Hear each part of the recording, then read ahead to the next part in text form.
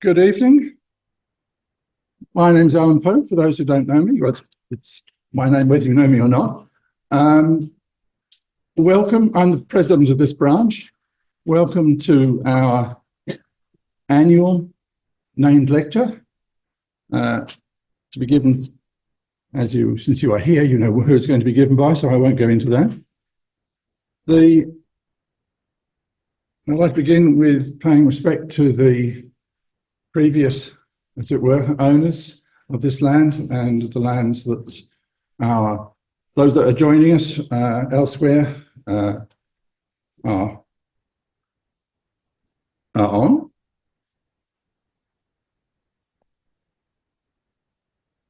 I should just mention a brief shout out to the members of our branch council. We're always looking for it's getting towards the end of the year. We're always looking for new people to be on council. It's not a terribly difficult thing to do, and you can start slowly as well. We'll even introduce you to what it's like by bringing you along to a council meeting, so you can see it's not such a frightening experience as it might be. We'll be losing some of these people next year, but this is current year's council. If you want to get in touch with us, you can get in touch with us by mailing vic.branch@statsoc.org.au. It's on there. These slides are on the web. And of course, you can talk to me sometime today as well.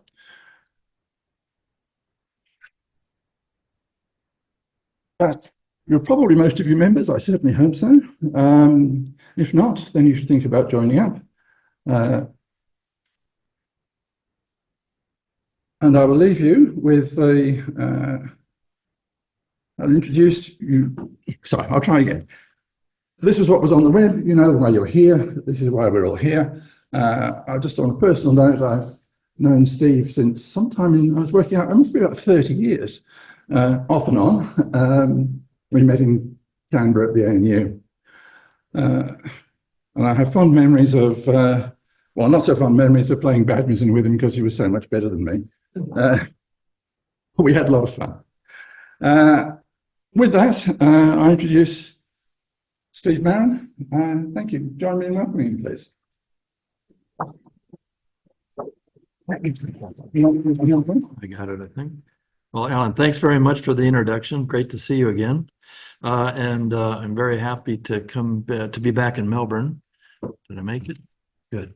Okay, so starting off, you might notice some unusual affiliation. Most of you know me as a statistician in the Department of Statistics at UNC, but I've recently accepted a half-time position in the School of Data Science. So I'm actually a card-carrying data scientist, if you like. So it's a great honor to be here. I thought I'd look into who was Maurice Belz, so I did a bit of web browsing here. Very distinguished background. Actually came to this university in 1923. I cherry-picked this one. He actually visited my university in 1947. That was actually right around the formation of my department by Harold Hotelling. So it looks to me like he was actually in on the very beginning of that. Also, some other really important things, such as a beginning member of the Biometric Society. And I was interested to read, he formed the first autonomous statistics department here at the University of Melbourne. And one more nice thing, he seemed to be the advisor in some sense of almost all of the founding fathers of Australian statistics. So I just want to say it's a great honor. Thanks very much. So for today's talk, I'm going to talk about high dimension, low sample size asymptotics. This is a term that was coined in a paper that I wrote with Peter Hall and Amnon Neiman. I have to say I'm very grateful for putting this meeting in the Peter Hall building. It has a real special meaning to me, as Peter was an old and long-time friend. Okay, so what about this high dimension, low sample size asymptotics? Let me motivate it for you with some real data here. Cancer is a disease I take personally. The loss of Peter is one of the reasons for that. Others of you know other reasons.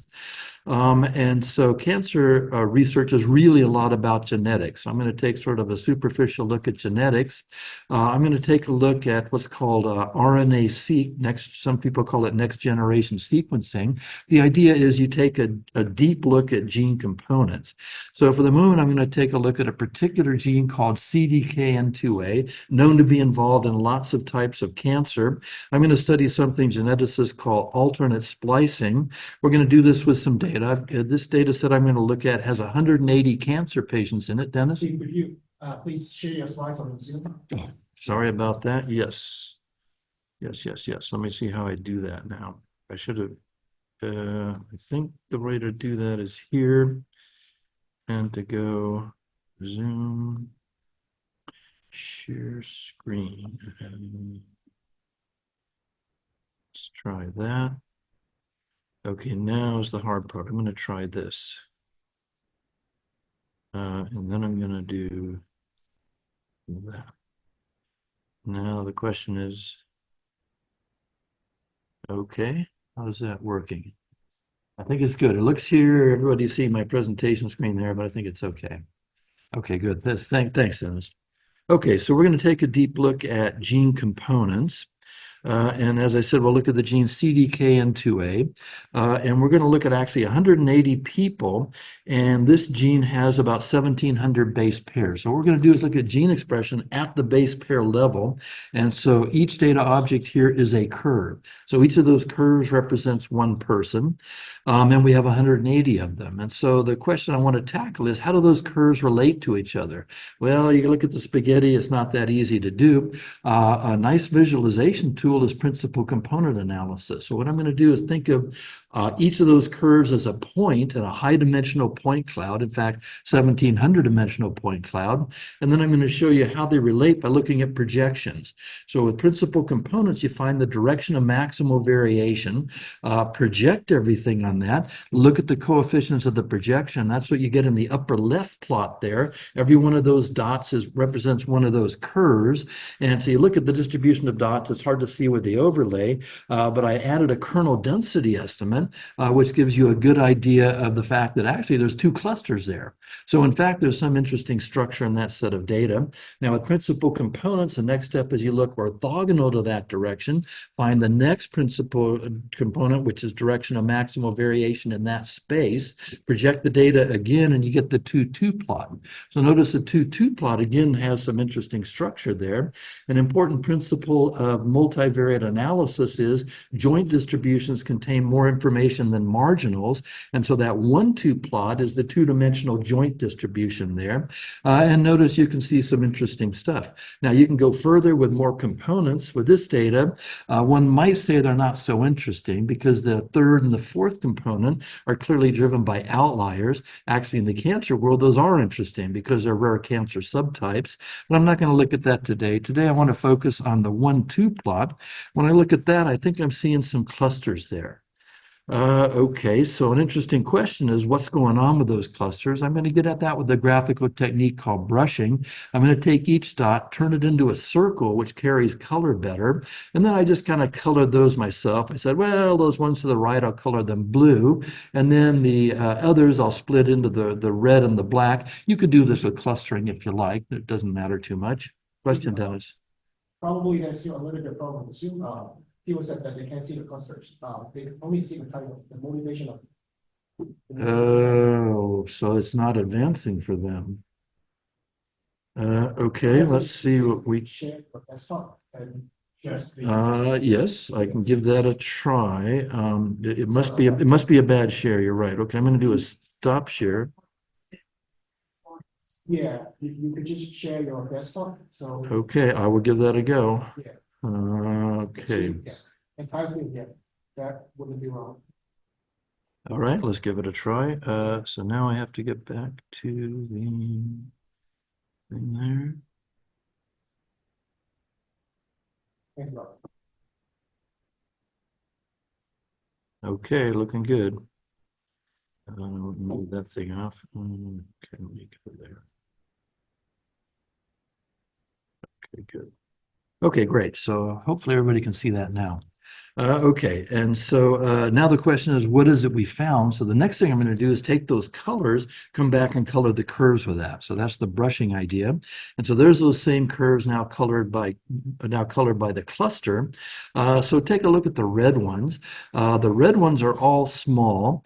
All right, now these curves, I didn't quite say this, but these curves consist of taking RNA, cutting it up into pieces, mapping it back to the genome, and then counting how many you've got. And so they're really just counts, but if you look carefully at the vertical axis, it's on the log scale. And so do people see that? Yes, they can see my cursor. Okay, and so notice 1 is like 10, 2 is 100, 3 is 1,000. So we're actually seeing orders of magnitude here. The reds are all the small ones. Now, the first time I spoke with somebody about gene expression, they were telling me, oh, genes are either on or off. That was the old days. Measurements weren't very precise. Now measurements are a lot more precise. And in fact, in biology, nothing's ever completely off. Off means expressed at a low level. The reds are actually the ones that we used to call off. They're just expressed at a low level. The blues and the blacks, on the other hand, are expressed at a much higher level. Okay, so now that certainly explains one of those clusters. What about the others? Now, you probably notice that these things are looking very chunky. The reason they look very chunky is because the gene is not in a continuous location on the genome. In fact, it's actually in these separate blocks called exons. What we've done is we're just showing the exons here and gluing them together. Okay, so you can see blues and blacks are mostly pretty highly expressed. There is this exon here where it's not highly expressed. What's going on there? Well, this actually we think is an annotation error. What do we mean by the gene? Somebody tells us that's the gene. We're not quite sure they gave us a really good advice about this exon. Maybe that shouldn't be there. But where it gets interesting is this exon over here. And the reason is because the black people are expressing this exon and the blue people are not. So what that means is the black people and the blue people are using the gene in a different way. They're actually generating different proteins. And this is very important in the cancer world. It's called alternate splicing. And what's very important about it is some of the best new treatments actually target this kind of thing. So this is something cancer people really care about. Okay, so now after this great success using just this data visualization to find this, we got the idea of trying to do something similar to find new alternate splices. That splice has been known for a long time. We got the idea of scanning the whole genome and then seeing if we could find new splices. So a tricky part of that is how do we do this? We did it with clustering. So of course we can't look at thousands of clusters with thousands of data sets. So we have to do something automatic. Natural to try some clustering. A problem is that most clustering algorithms are going to give you as many clusters as you want, even if they're important clusters or not. We, of course, care about important clusters. So we had to use a method, a hypothesis testing method we'd already developed called SIGCLUST. It's for understanding which clusters are really there in the sense of statistical significance. And the challenge of SIGCLUST is we do it in these very high dimensional spaces. Okay, so that worked. And the good news is we actually found some new splices. And I'm pleased to say my colleagues even did some wet lab experiments to verify these splices that we found. Okay, so one reason I went through this example is I'd like to make the point that PCA found important structure, and we did so in very high dimensional data analysis. That's going to become important in a moment. All right, so now I want to switch to mathematical statistics, talk about the asymptotics. I haven't done that yet. Well, modern mathematical statistics, a whole lot of it is based on asymptotic analysis. What does that mean? Well, just use limiting operations. Very often the limit is as the sample size goes to infinity. And in the math stat world, this has just been a workhorse for lots of insight. For example, laws of large numbers. Laws of large numbers enable one to establish consistency. As your sample size grows, if it's a good method, you get close to the right answer. If it's not consistent, maybe you got to think about whether you can improve it or not.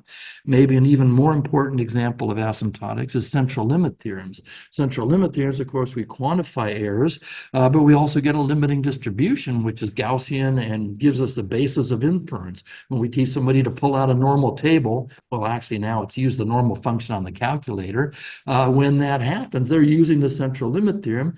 That all makes sense simply because of this asymptotic analysis. Okay, so that's the basis.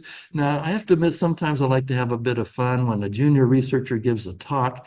I kind of might like to pull their tail by saying, well, gee, why is it you're doing asymptotics? Now, most junior people tend to get pretty flummoxed by that.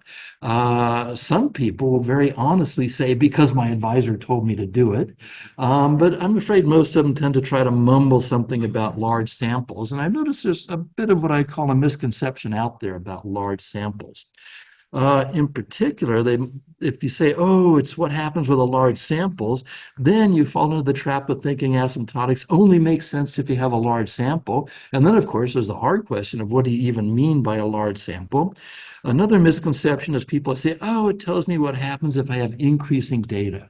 Well, it's actually quite rare that one actually has increasing data. So then it gets worse in that people say, oh, well, for this reason, other types of asymptotics are just useless.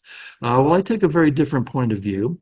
For me, the real reason for doing asymptotics is not about growing data or large or anything like that. The real reason is it provides useful approximations which give useful insights. You can often find simple underlying structure in complex situations. Central limit theorem is the poster child for that. And once you take that point of view, then you're very comfortable with lots of other types of limits. Limit as n goes to infinity is great. You might think about letting the dimension go to infinity. Maybe let them both go to infinity together. If you're doing a regression problem, there's certain situations where taking the limit as a residual variance goes to 0 can give you useful insights. Okay, so starting from there, let's think about which asymptotics. So given a matrix of data, we can think about the sample size growing, we can think about the dimension going. People have been doing this. Steve Portnoy did some pioneering work in the 70s where he looked at both n and d going to infinity and grew like the square root of the dimension. So that actually gave results which are pretty close to the classical results. It's not too hard to get into really different probabilistic domains. If you let the sample size and the dimension grow at the same rate, then you get into what's called random matrix theory. This is a theory going back to the 1950s by mathematical physicist. Ian Johnston gets a lot of credit for bringing that set of ideas to the statistical literature. And you can go beyond this. You can think about the dimension being much bigger in the sense that the ratio goes to infinity. Jianqing Fan likes to call this ultra high dimension. I'm not sure I love that name, but it's out there. And in fact, what I'm going to talk about a lot today is the extreme of this, which is high dimension, low sample size. For this, I'm going to keep the sample size fixed and let the dimension go to infinity. Okay, so for me, these are all interesting blessings. I got this word from a meeting I attended last American summer, where people are thinking, mathematical finance people have sort of discovered this area, and they like to talk about the blessing of high dimensions as opposed to the usual curse. Okay. So let's think about that. Now I'm going to think about the sample size fixed, the dimension goes to infinity. Now you could ask me, if you want to take that old point of view, you could say, well, does it follow a typical sampling process? I'll have a bit of fun with that. So I've been doing genetics for a long time. When I started, we looked at microarrays, powerful technology, where every gene got a number expressing a number indicating how expressed it was. Each of those dots represents one gene. The light intensity is basically the gene expression. But an issue with, if you want to talk about a sampling process growing, the problem is the number of genes is bounded. It's only about 20-some thousand. So you could say, gee, it can't really grow. You could also look at other things, proteomics and SNPs. And then I could say, well, those technology I showed you a moment ago, the next generation sequencing, RNA-seq, instead of each number, you now get a whole curve, which is about 1,000 numbers or so. And so we've gone up by 3 orders of magnitude. So, oh, look, the sampling process is growing. But I'm just kidding you with that. It's really a moot point from the perspective that asymptotics are a tool for simple structure underlying complex entities. So I was just sort of fooling you about the growing sample size.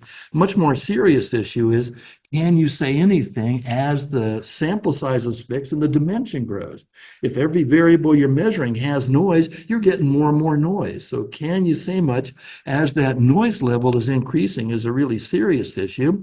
And the fun answer to this is yes, there's actually a simple, maybe surprising underlying structure here. So I'm going to take you on a journey through that world. First, I make some observations. I really like this stuff. One reason I like it is I've been surprised a lot of times. There's so many times I think I get it, and then something new will come along, and oh my gosh, okay. It tends to keep me humble.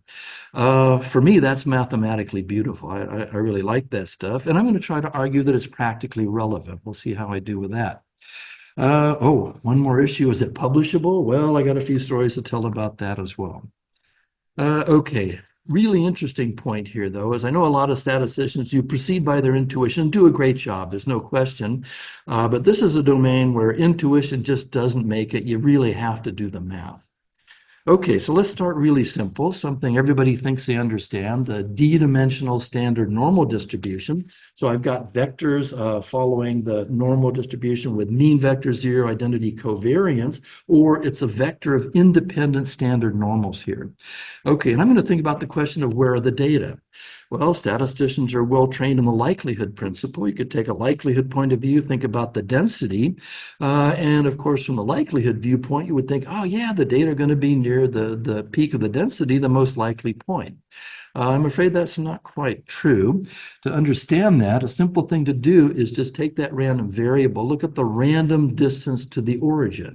So that's just the norm of the vector. It's the square root of the sum of the squares of the entries. The entries are all standard normal. Sum of squares of standard normals is just a chi-square distribution with degrees of freedom d. So of course it has expected value d. It has variance 2 times d. And so it's very easy to work out what happens in that limit as d goes to infinity. D, of course, is growing. The mean, the expected value, looks like the square root. Do a delta method, and you can easily show it looks like the square root of the mean. And then there's a random bit, but the random bit, so this whole thing is growing, but the random bit is just a shell of essentially constant width. And so the data lie basically on the surface of a growing sphere, and they live right within that sphere. Okay, so that's a somewhat strange thing. The data lie roughly on the surface of a sphere of radius square root of d. Now, if you think in likelihood terms, there's a big paradox there. The origin is somehow the point of highest density, but there's no data there. So what's going on? Well, that paradox can be resolved by something that my probability colleagues like to say. When they say density, they'll say density with respect to a big measure. Statisticians always say, oh yeah, of course, but actually that's really the fundamental idea here. It's not so much the density we don't understand, it's relationship with the Lebesgue measure. So to understand that, I'm going to think about the problem of finding the volume of the unit sphere in d dimensions. That, of course, is a simple exercise in calculus. Right way to work that out is do an integral with respect to spherical coordinates. And if you take a look at the integrand on the inside there, the integrand with respect to the radius, what you see is that function shoots way up near the edge. And in fact, the higher the dimension, the faster that thing shoots up. So what's going on is that Lebesgue measure is putting all of its mass right near the surface of the sphere. So the Lebesgue measure tends to push mass outwards. On the other hand, there's Lebesgue measure pushes mass out. On the other hand, that density, that goes down like e to the minus z squared. And so that's going down really fast. The density is trying to keep the mass in, but the Lebesgue measure is trying to push it out. And so it's really the trade-off of those things, which is that square root of d balance point. And so from that perspective, it's actually pretty natural, but surprising at first. Okay, well, there's some interesting philosophical consequences of this. One of those is there's no such thing as an average person. Now, I have to tell you, I have children, and they're not average, I'm afraid. Sometimes I wish, gosh, can't my kids be average? Well, they're not. But actually, I'm not disappointed in that because, in fact, nobody can have average children. Nobody can be average. Everybody, if you look over enough traits, everybody has to be out around the surface of the sphere. And so it's actually impossible to be average. Okay, now let's take this a little bit further. Suppose I don't have just a single random vector, but I have 2 of them. And let's think about maybe the distance between those. We can do a very similar calculation. The distance, of course, is itself a Gaussian random variable. It has twice the variance, so square root of 2 times the standard deviation. So it's not surprising any pair is going to be distance of essentially square root of 2d apart. Okay, now we can do that for a whole sample. I could take two of them. I can take a third one. That's going to be equidistant from the others. So vertices of an equilateral triangle. Throw in a third one. I've got vertices of a tetrahedron. Throw in another one. Oops, now it's getting a bit hard to understand what's going on. We have our own limitations, which is we can pretty much only perceive things in 3 dimensions. You ever think about why that is? I think the reason is our perceptual systems came from our ancestors. The main job of our ancestors was to find food. Food exists in 3 dimensions. So I think that's why we are really good at understanding 3 dimensions, not so good when we go beyond 3 dimensions. Okay, so let me carry this a bit further. We looked at distances to the origin. We looked at pairwise distances. We can also look at angles. Well, let's see. If I got an angle there, one of the two legs are square root of d. The hypotenuse is square root of 2d. Then we're looking at a right angle. So in fact, similar mathematics, you could show these angles all look a lot like 90 degrees. There's a bit of wiggle room in there, which is big O d of d to the minus a half. So interestingly, everything is orthogonal. Okay, so stand at the origin. I got one of these. I got another one perpendicular, another one perpendicular. The next one's perpendicular. Oops, again, it's hard to understand where those things go. So again, we got that same question of where do they all go? It's just our perceptual limitations. But there's a key point I'd like you to carry away from this, which is in all these different ways, the first order structure is very non-random. There's a rigid geometric structure in there, which we named geometrical representation. So here's a simple graphic to illustrate how you can think about that. I'm going to think about a sample of size n now. And one way to look at it is we could look at the subspace generated by the data. So generally, that's going to be a hyperplane containing the data that goes through the origin of dimension n. I illustrate that in the case n equals 2 in the graphic on the right. You can see the data. You can see that plane. Within the plane, everybody is equidistant to the origin and so on. Okay, and so the points are nearly equidistant to 0 at distance square root of d. And now I'm going to take that plane, and if I like, I can rotate that up within the plane of the screen. And so in 2 dimensions, that's easy. Higher dimensions, it's in a higher dimensional subspace. Then within that subspace, I can rotate things. So in fact, those things look like they're lying near square root of d times the unit simplex. So in fact, modulo rotation, I can rotate things into a very fixed specific domain there. And so the important point is that the randomness appears only in the rotation of the simplex. I can look at this in another way. Here I'm doing the hyperplane generated by the data. So this is now a plane of dimension n minus 1 determined by those n planes and all that same stuff. I got a hyperplane. They're equidistant within the hyperplane. I can think about vertices of a regular n-hedron instead of the simplex. But again, the lesson is randomness in the data is only in rotation. So even though as the dimension gets bigger and bigger, I got more and more randomness, it's all about rotation there. Okay, so that's perhaps surprisingly rigid structure in the data. Again, the mathematics are essential here. You just can't understand that otherwise. Here's a simple simulation experiment. In each of these panels, what I've done is I've generated 10 data sets of size 3. For each of those data sets, I rotated into the plane of the backboard. Within that plane, I rotated a bit. You can just sort of see things converging. On the upper left, the dimension's only 2, so they look pretty random. If I do that in 20 dimensions, now they're starting to coalesce a bit. Do it in 200 dimensions, they're looking really close. And if I do it in 20,000, you can't even tell that there's 10 points there because they're just so close to each other. Okay, so let me say something about that first paper. When we wrote this up in a paper, so far everything I've done is just for the normal distribution. It's natural to ask how much you can extend beyond that. And so we thought a bit about that. Now, the key idea is not so much the normality. It's basically just the independence along the data vector as the data vector grows. And so we assumed what's called a row mixing condition. The main idea is that far apart entries are uncorrelated. Of course, in the limit as d goes to infinity. And this is actually a common condition in the time series literature. In the time series literature, people look, of course, to prove central limit theory and so on. What do you need to make your central limit theory happen? Well, you need some kind of independence, at least among things that are far away. Okay, so just a word on the publication history. We worked out the theory there in the mixing case. And then we sent the paper to Biometrica. Biometrica rejected the paper. And And the reason they did so is, oh, it's kind of fun stuff you guys are doing, but this assumption of a mixing conditional on the vector, totally impractical. Nobody has data like that. So, of course, we sent it to JRSSB where they did publish it. But there's a really interesting irony with that date, which is that there is a context where that type of mixing is very natural, and that's in genome-wide association studies. And the really interesting thing is that the first genome-wide association study paper was published in 2005. So we didn't know it at the time, but in fact, it actually is very practical. Why is that? Well, in genome-wide association study, the data objects are vectors of genetic variants, which happen at known chromosome locations. So people talk about the human genome. It's not all the same, but most of the variation happens just in single locations. And at those locations are typically, depending on what you look at, 2 or 3 different values. There are devices for measuring these things. They get up at least as large as 5 million. It might be larger now. Now, if you look at all 5 million, they tend to be really highly correlated when they're nearby.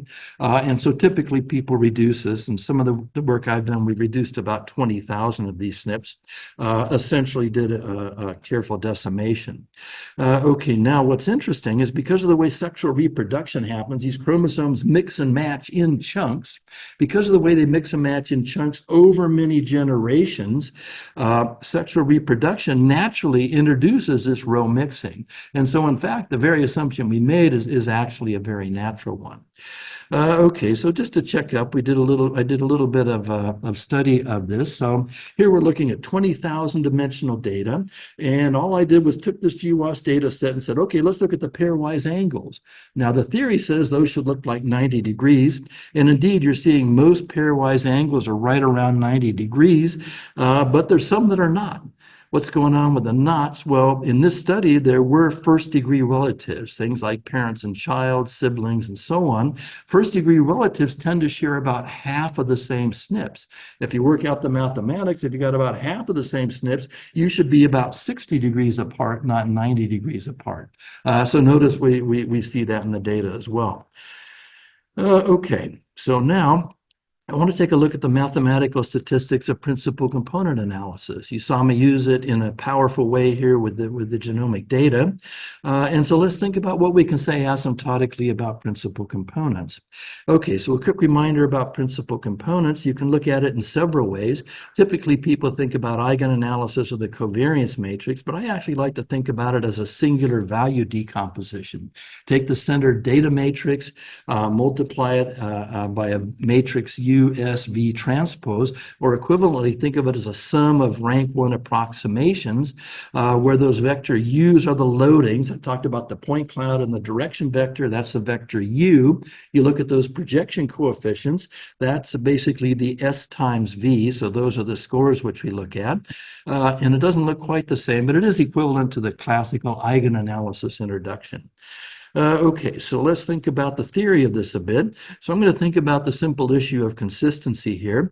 There's a nice way to look at this using what's called a spike covariance model brought to statistics by Ian Johnston and Demashes Paul.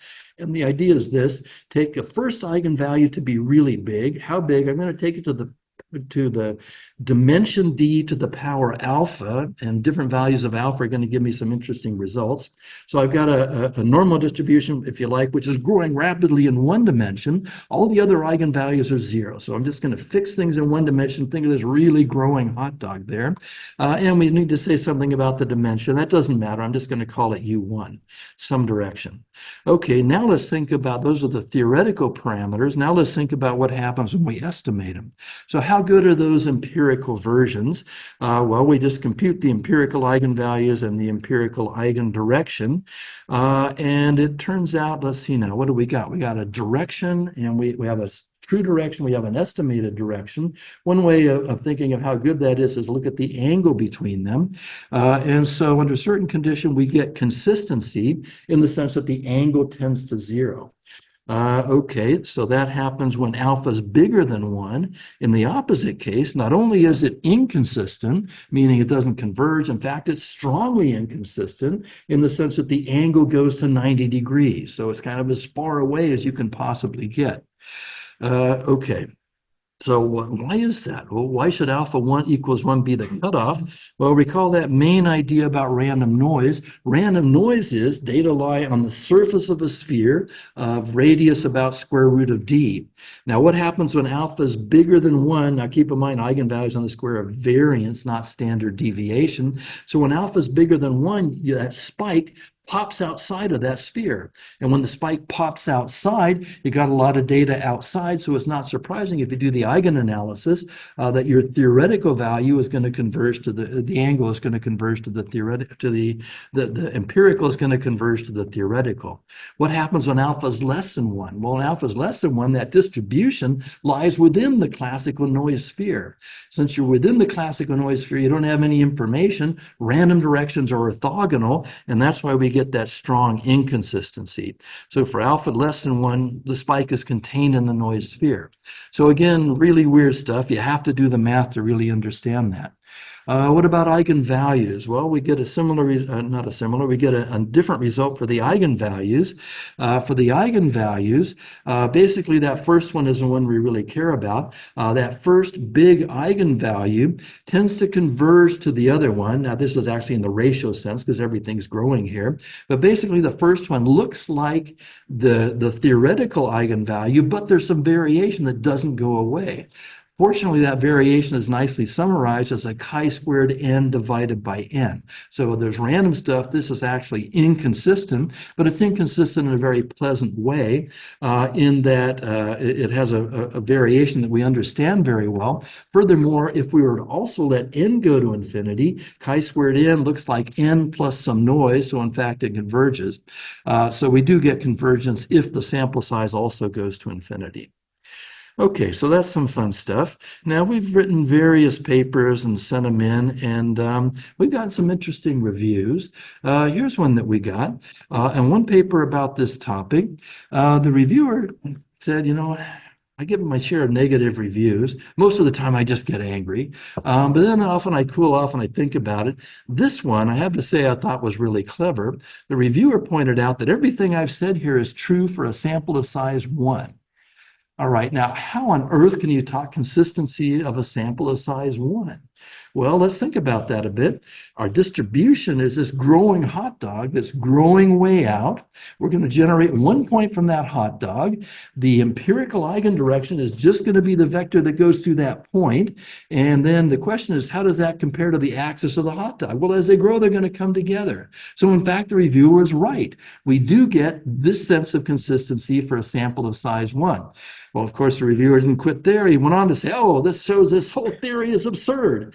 This shows this assumption is way too strong for practice. Okay, now, if I was a white tower statistician who just did mathematical statistics, I probably would have quit at that point, but I do analyze data. And as I showed you earlier in the talk, I know I'm seeing really interesting structure in very high dimensions. Furthermore, I know the dichotomy. I know it's either strongly inconsistent or it's not. And if I'm seeing something that looks reasonable, I must be in the domain where the strong consistency is kicking in. So in fact, even though it sounds really weird, mathematically, real data signals are that strong. Okay, well, then there's more. So on another paper, I wonder if it was the same reviewer, because this guy's really clever. He said, well, you know, all this theory is based on angles, and you really should not study angles. What you care about is the scores. Now, this is a serious objection because the whole theory is based on angles. And the reviewer was quite right. We do not look at angles. The graphics are based on scores. Okay. Well, the reviewer said the scores are not consistent. Now, this reviewer was really determined, actually did a simulation study to show how these things were inconsistent. How many times have you done a simulation study writing a review of a paper? I mean, guy was pretty serious here. Okay, anyway, he was right. So we checked out the math and the scores. So we recall what the scores are now. We're thinking about these direction vectors. We're projecting the data on there. It's the coefficient of the projections of the scores. Okay, so we worked out the math. And in fact, the reviewer's right. We've got the empirical scores projecting on the empirical directions. We got the theoretical scores projecting on the theoretical directions.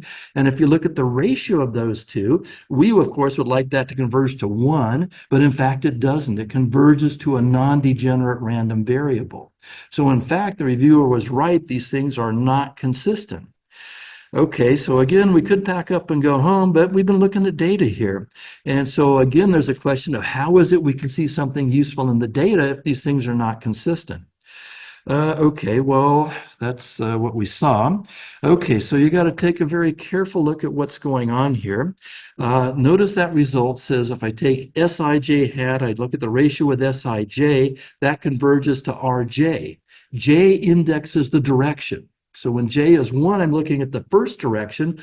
I indexes the data objects. Notice that R does not depend on I. So the point is it's the same realization. Given one direction, it's the same realization for all the data. So if Ri is not 1, it happens to be 2, all of the things are off by exactly 2. If it's 3, then they're all off by 3. And so the point is they're all inconsistent, but relative to each other, they're correct. So it got the relationships between the scores correct. And so what that means is when I'm looking at the graphics, the number on the axes are wrong, but it's only the numbers. The relative difference between those are all the same. Okay. So that was an interesting thing. And a key lesson there is you got to be real careful about how you interpret the mathematics. Now, I'd like to point out that this inconsistency problem has been solved by a modified version of PCA that was put together by these guys in Japan. They have a modification which actually is consistent. They've been able to solve this, if you're familiar with Gram matrix ideas, dual space. They did some nice work there. Okay, so I've been going around, I've been talking about this for a while, and I used to show this slide here where I'd say, well, you know, we've talked about what happens when alpha is less than 1, alpha is bigger than 1. I'm sure some of you are wondering what happens at the boundary alpha equals 1. I proposed this as an open problem for a while. Aru Sen from Concordia University came to Chapel Hill, and he actually worked out the limiting behavior in that case. Really interesting. It's basically a mixture of the two cases, as you might expect. I'm not going to go further with that. Okay, now what about sparsity? Well, everybody loves to think about sparsity, especially when they get to high dimensions. Maybe everybody but me. I'm kind of a sparsity skeptic, I have to say. But anyway, one of my students did some really nice work on that. Not only did he work with the spike index, which records the strength of the spike, he was able to show that you could actually get consistency inside that ball if you had enough sparsity. So we measured the sparsity in terms of the proportion of 0 coefficients that you've got in there. And of course, the more sparse it is, the smaller thing you can get away with. And he developed this nice graphic here where what happens on the right there is the original work. And then he found this triangle of relationships between the sparsity index and the spike index where that worked.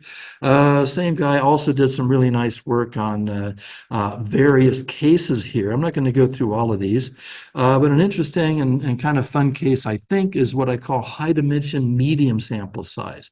So in high dimensional medium sample size, D and M both go to infinity, but D goes at a faster rate. And what's fun about that is there's kind of two different schools of thought here. One is led by Jen-Ching Fan at Princeton, and the other is my Japanese friends from Scuba. And they actually take slightly different approaches, which is kind of interesting. Now, Fan and all talk about what they call ultra high dimension. They say, hey, we're classical statisticians, N is going to infinity, but we're really good. We're going to let the dimension grow really fast, maybe exponentially fast. Isn't that great? Well, yeah, that's great. But the Scuba guys take a different point of view. They say, well, really the driver should be the dimension, and the ultra high dimension is where the sample size looks like the log of the dimension. Of course, those are the same thing. You just take the log of both sides. So they look mathematically equivalent. equivalent. But actually, I have to say I prefer the Aoshima view of this. And the reason is I like high dimension, low sample size asymptotics. With Aoshima's view, you get there very easily. You just don't let the dimension grow, and it's very natural. With the Fon viewpoint, if you want to trace things on end, you got kind of a singularity there. They don't match up very nicely. Okay, so now what about publishability?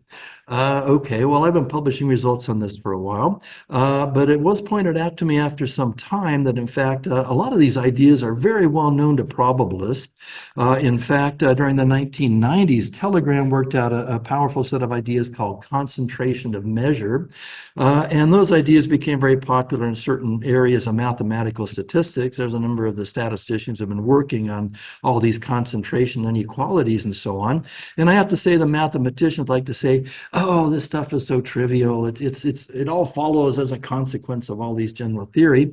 But I still think there's value to actually pointing things out, in particular, these statistical insights. For example, it's hard to understand things like the consistency for n equals 1 and inconsistency. All of those things are hard to get out of concentration inequalities. I personally think they're worth pointing out. Okay. So what about these high-dimensional asymptotics? Well, as I said, I've now given you a feeling for what I meant by surprising. You see what I mean? I think I understand it, and then something else comes along and shows me I really don't. I love the beauty in that. I hope I've convinced you it actually makes sense practically. There's practical issues that we've made clear from this. Publishability, well, that's another ongoing issue. Anyway, key point is you really have to do the math here. There's lots more that could be done. I'm not going to go into details here for this talk, but there's many open problems that are out there. I will also say this is not really a current research area for me. What I'm really doing in my current research is object-oriented data analysis. If you'd like to hear more about that, I'm going to give a talk at noon tomorrow in the Melbourne Integrated Genomics Center. Another aspect is data integration. I spoke about cancer research. Cancer research has gone way beyond gene expression. They're measuring lots of other things now, and how you bring all those things together statistically is another really interesting problem for me. And there's lots of interesting high dimension, low sample size challenges there. And I'm actually giving a short course. I gave the first one yesterday, and there'll be 2 more next week if you're interested in that topic. Okay, I'm going to quit here. Thank you very much. Very much, Steve. Questions? Yes, Thank you very much for the talk. You mentioned that there's a bunch of different kind of asymptotic frameworks that you can apply depending on whether you're taking D to infinity and n fixed. Right. And you've got n to infinity and d fixed, and then you've got d being much larger than n, but both increasing, and being much larger than d, both increasing. How would you integrate all of these different approaches with the different asymptotic distributions into, I guess, a single distribution that you could use in a hypothesis test and not have to worry about whether D is big or N is big? For instance, if you're writing software that takes in someone else's data, and you don't necessarily want to have a big flow chart, so something that's kind of an elegant, I guess. Well, combining all of these things. How do you go about thinking about that? I will say life has its flow charts. Now, first off, everything I've spoken about here is just PCA consistency. So it actually was not that hard to formulate into a different, into an overall framework. But Dan wrote a really nice paper that really packages that up pretty nicely. But I will say, you asked the more interesting. You asked the harder question of what about limiting distributions? So I will tell you, limiting distributions vary a lot. There really is a natural flow chart here. If you look at random matrix theory, there's this beautiful theory of the eigenvalues called Marchenko-Pastur theory. You can look at the first one, look at Tracy Whittem theory. But all of those really change a lot when you go from different domains. So the probability asymptotic domain of random matrices is really different from the others. Now, the stuff where N is growing faster and the stuff where D is growing faster, there's a beautiful duality there. You can basically just kind of flip those things back and forth, which correspond to taking a random matrix and just taking its transpose. So there's a symmetry going the other way, but I'm afraid the flow chart happens at the random matrix end of it. If I've got, you know, if I've got D much greater than M, and I could pick a distribution in the second last row there to use, or I could pick the distribution in the last row there to use, or perhaps I could combine the two in some way. Yeah, you can do all that. Is that I guess, is that something that, because otherwise you would have to pick a sharp cutoff and say, well, if I'm on this area in this kind of region, I'm going to pick this distribution, and as I cross over, then I'm going to sharply swap to this one. Has any work been done on whether these kind of asymptotic distributions should be averaged in some way, or is that an open question? I would view that as an open question. I don't know this, but I suspect there's similar things going on to what I described with the consistency. Remember, alpha bigger than one, it's consistent; smaller than one, it's inconsistent. There was a mixture distribution in between that kind of bridged that gap, and I would anticipate similar mixture distributions could be done here, but I haven't seen it, so I would call that an open problem, subject to what I know, which is limited. Thank you. Very nice. Well, thank you very much.